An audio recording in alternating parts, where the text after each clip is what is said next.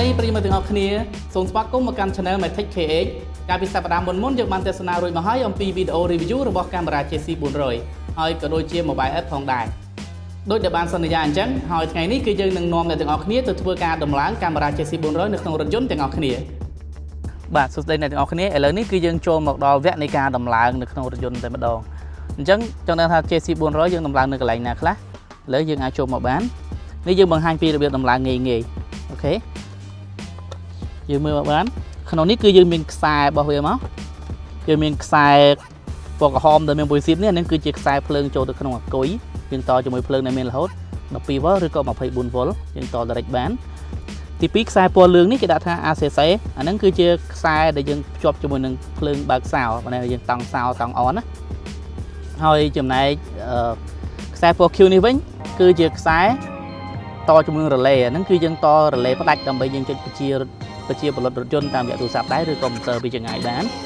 ប៉ុន្តែហ្នឹងបើសិនយើងភាគច្រើនយើងអត់ប្រើទេយើងទុកវាចោលទៅអូខេហើយនឹងទី4គឺជាខ្សែ GND នេះបើន័យថាខ្សែចាប់ម៉ាស់យើងអាចចាប់ជាមួយនឹងប្រឡងឬក៏ខ្ចៅដែកណាមួយនៃតួរបស់រថយន្តក៏បានដែរ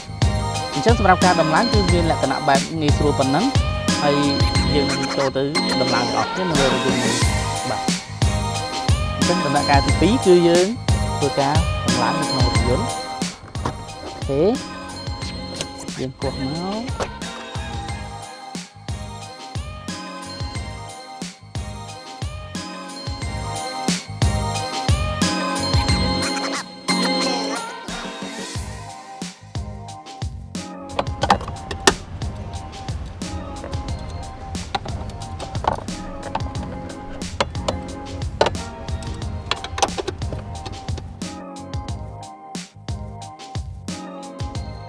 អញ្ចឹង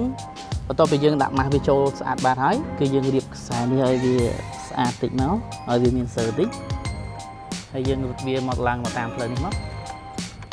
ហើយយើងលៃខ្សែវាឡើងមកល្មមមកយើងរត់វាតាមផ្លូវនេះអូខេហើយយើងអាចចូលវិញបាន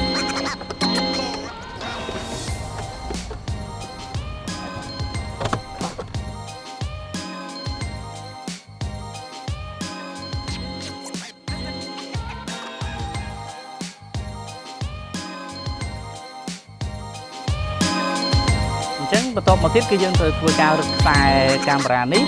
យើងត្រូវយកកាមេរ៉ាយើងមកដាក់ដល់កន្លែងនេះអញ្ចឹងយើងអាចដាក់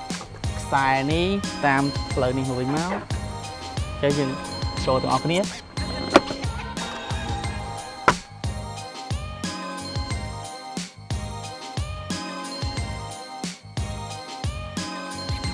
ហើយយើងសបខ្សែនេះចូលទៅក្នុងដបូលឡាននេះមកជាចុងក្រោយគឺយើងគ្រាន់តែយកជើងរបស់វាមកបិទជាមួយនឹងកញ្ចក់របស់រថយន្តហើយយើងយកកាមេរ៉ានេះយើងយកមកសោកជាមួយនឹងជើងនេះទៅជាការស្រេចបន្ទាប់ពីបានទស្សនាវីដេអូនេះហើយយើងខ្ញុំសង្ឃឹមថាអ្នកទាំងអស់គ្នានឹងយល់កាន់តែច្បាស់អំពីកាមេរ៉ា JC400 ហើយយើងខ្ញុំក៏សូមអរគុណច្រើនដល់ប្រិយមិត្តទាំងអស់គ្នាដែលតែងតែនិយមតាមដានទស្សនានៅរាល់វីដេអូរបស់ Channel MyTech KHហើយសម្រាប់វីដេអូនៃការដំឡើងកាមេរ៉ារថយន្តផ្សេងៗក៏ដូចជាប្រភេទកាមេរ៉ាមុខក្រោយលោកអ្នកអាច follow នៅលើ Facebook page របស់យើងខ្ញុំក៏ដូចជា Channel YouTube ផងដែរបាទសូមអរគុណសូមជម្រាបលា